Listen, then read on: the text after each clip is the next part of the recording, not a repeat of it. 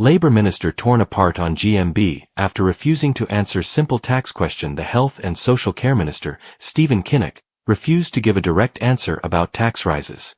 Good Morning Britain returned to ITV with presenters Richard Madeley and Kate Garraway, who were joined by Labour's Health and Social Care Minister Stephen Kinnock. This came just hours after Chancellor Rachel Reeves admitted that tax rises and spending cuts would be considered in the upcoming November budget to address the country's economic challenges. Kate addressed the potential tax hikes and asked the minister, "Is this what so many said was going to happen and what everybody feared was going to happen, that actually taxes are going up despite the promises and there will be cuts in spending?" However, Kinnock refused to provide a direct answer as he responded, "You'll forgive me, I'm not going to speculate on the content of the budget, that's a matter for the Chancellor." Not accepting his reply, the presenter interrupted, "Of course it is, and I don't want to interrupt you, but could you speculate on what you read into what she said?"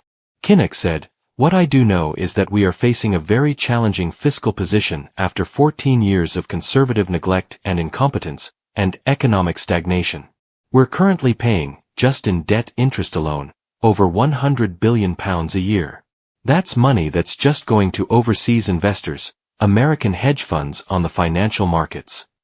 He added, "That's more than the entire education budget in the country. So we've got to deal with the fact that we've got a serious position fiscally and in terms of debt." However, viewers were unimpressed with the politician's response as one questioned, "Why does this government willingly give millions abroad then tax us more to pay for it?" Another claimed, "There's plenty of money that the government has taken from the taxpayer. They don't need to take more. They need to stop wasting what they have. Have many years when the taxpayers paid enough to run the country. And you talk about borrowing.